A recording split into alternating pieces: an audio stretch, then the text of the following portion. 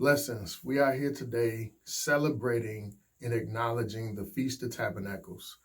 The Feast of Tabernacles is a Jewish feast that is celebrated as a result of commemorating the exodus of the children of Israel from out of Egypt, but then also their dependence upon God and being able to follow the will of God.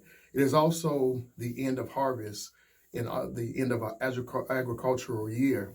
But I want to focus in on something that I just said, that the Feast of Tabernacle was a commemoration of their dependence of the will of God. And when we're talking about celebrating the Feast of Tabernacle this year, one of the key components that we are focusing on is reflection. And I can imagine the children of Israel, every time that this feast came about, they had an opportunity to be able to reflect about what God had did for them, what he had done for them. And I'm thankful that we all have that ability, that we can have moments of reflection when we can focus on what God has done for us. But I think about the fact that they were able to come out of a place of bondage and be in a place where they had the ability to depend upon the will of God. In today's time, or for us, we have the ability to either be in the bondage or we have the ability to depend upon the will of God. So with that being said, let's reflect for a moment. Look at your life just over this past year. How has it been? Have you made decisions that could have put you in a place of bondage, or could have caused you to be dependent upon bondage? Or have you made decisions that could have placed you in the position where you were dependent upon the will of God? Jesus says in John chapter 8, verse 12, that he is the light of the world, and whoever follows him will never walk in darkness, but they will have the light of life. Have you ever imagined what the world would be like if we didn't have the sun? If the sun was just removed from the earth at this point, what will we do other than walk or have the ability to just walk in darkness? When I think about that, I imagine Jesus coming and saying that he was the reflection of God. He was God in the earth. So that, understanding that God is that light that he is speaking of. What if we had complete darkness and we did not have the ability to have life in the natural?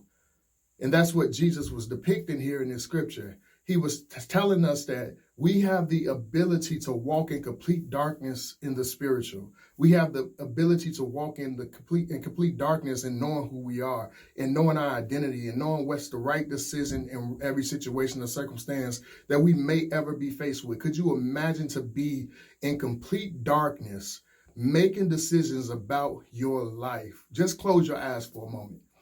Just close your eyes for a few seconds and think about this. Being in this position, making decisions about your life. Could you imagine being blind to knowing what to do, what decisions to make, what to do in this day, what to do in that time, and just being able to not be in a position where you can have illumination or light to be able to guide and direct your course? And this is what Jesus was depicting here. This is what he was saying, that he is the light of the world, and that if you follow him and that you decide to follow God and have God in your life, that you will have the ability to tap into a light that will illuminate the course of life for you, your course of actions.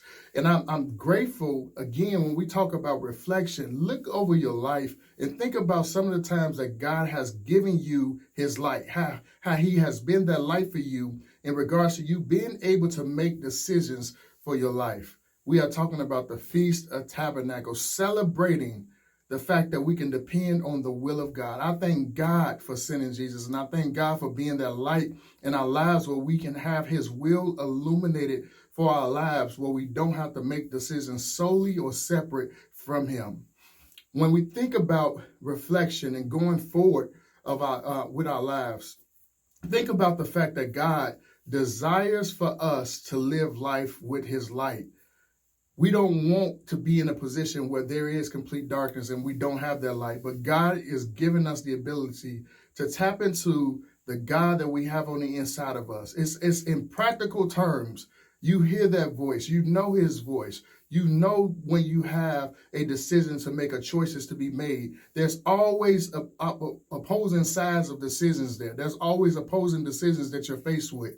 And oftentimes we know the ones that God is telling us to do, but sometimes we don't. And that comes out of a closer relationship with him and knowing his voice. But ultimately, God is saying that I am giving you the ability, and I'm even speaking this prophetically for you going forward, that for the next year of your life, that you will have a closer intimacy with God, that you will be able to hear his voice more clearly and be in tune with him, being able to be that light for you, that you will not have to walk in darkness. I even think about my own life. There are some things that I have to, the decisions that I have to make, some things that I have to do, and I need the light of God. I need to know what the will of God is so that I know that I'm making the right decision, that I'm making the right choice. And I know that many of you are in that situation as well, that you want to make the right choice. You want to make the right decision. Well, what do we need? We need the light of God. We need the light of God to direct us. So it is in the natural to walk in the earth about our day, and there is no sun, and have complete darkness. We will be aimlessly trying to navigate our course and figure out where to go and what to do with no light. And so it is in the spirit, and so it is with our decisions that we make in our lives. We want you to be in a position. I personally want to be in a position where I know that I have the light of God illuminating my course, illuminating my path, so that I can follow his will. In this season, I want more so than ever before than to follow his will. And I thank God for sending his son. And I thank God for giving us that light that we may be able to follow and know what the right decisions to make and right things to do in this season and even going forward in our lives. So I thank God again for the Feast of Tabernacles. It's a mark of transition from coming out of bondage, coming out of Egypt, and entering into a position where we can be and follow the will of God. God, illuminate your light soul on the inside of us, illuminate our minds so that we may be able to make the decisions that coincide with us being able to follow your will, to remain in the will of God. We reflect upon this day. We reflect upon this feast. And in reflection, we say that yes, we have done some things in the past that may have not lined up with what God desires for us. But going forward, we will depend upon his light.